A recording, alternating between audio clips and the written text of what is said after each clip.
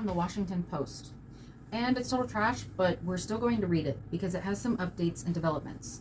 The Israeli directive comes amid glimmers of hope for a ceasefire as negotiations resume in Qatar. Israel issued a sweeping directive for all Palestinians to leave Gaza City on Wednesday, sowing mass confusion and fear among hundreds of thousands of affected residents. Leaflets dropped over Gaza City warned it was a dangerous combat zone and told civilians to flee south along 2 designated routes and toward shelters in central Gaza. Gazans and humanitarian groups have repeatedly warned there is no place in the territory safe from Israel's 9-month-long air and ground assault that has devastated the enclave. Designated humanitarian zones are also crammed with those fleeing the fighting, leaving little room for new arrivals. More than 6 hours after the leaflets were dropped, the Israel Defense Force contacted the Washington Post to clarify that it was not issuing an order, but an evacuation recommendation because the area was too dangerous for people to remain.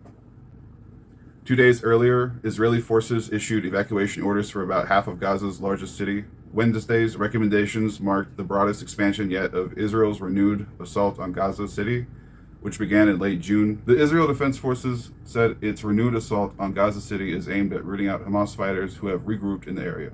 Israeli forces withdrew from the city in January but have since returned for targeted operations. It remains unclear how many people have fled the city so far. Israel ordered residents to evacuate Gaza City in the war's first weeks and in subsequent orders in the months since, but some 300,000 residents remained, according to UN estimates. Mahmoud Basal, a spokesperson for the Gaza Civil Defense, told the Washington Post that the city has already been a combat zone for 10 months, and that people realize that death will follow them everywhere. There was just a report done, mentioned in a bunch of publications. They're estimating some 200,000 direct and indirect deaths of Palestinians have occurred since October 7th, and those are probably conservative numbers. The broadening assault has already forced 2 hospitals to close and patients to evacuate, according to the World Health Organization, adding further stress to Gaza's already collapsing health system. The Palestine Red Crescent said in a statement Wednesday on X, formerly Twitter, that its emergency services could not reach the sick and wounded. Operation Room teams are receiving dozens of humanitarian distress calls from Gaza City, but our ambulance teams are unable to reach them due to the danger of the targeted areas and the intensity of the bombardment, it said. Ceasefire and hostage release negotiations are resuming in Doha on Wednesday, and an Israeli delegation has left for the Qatari capital to continue talks, which have so far stalled. An Israeli official speaking on the condition of anonymity to discuss sensitive issues confirmed to the Washington Post. Israeli Defense Minister Yoav Gallant said Israel has eliminated or injured 60% of Hamas fighters after 9 months of conflict. He said in remarks to the Knesset that the vast majority of battalions have been dismantled. But how many have they created in the process? True. And how does he know that?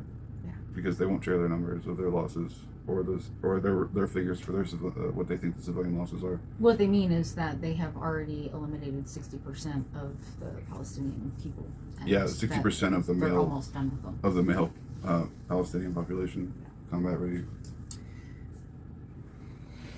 A husband and wife were identified as the 2 people killed in a Hezbollah rocket attack Tuesday on the Golan Heights. The Golan Regional Council said Wednesday that Noah and Nir Barnanes, parents of the 3 children, were killed in the attack while they were heading home. The entire Golan community is shocked, grieving, and mourning, it said. The IDF said it was looking into reports that civilians were harmed in an attack near a school in eastern Khan Yunis. The Gaza Health Ministry said at least 25 people were killed and 53 were injured in the strike. The school had been sheltering displaced people.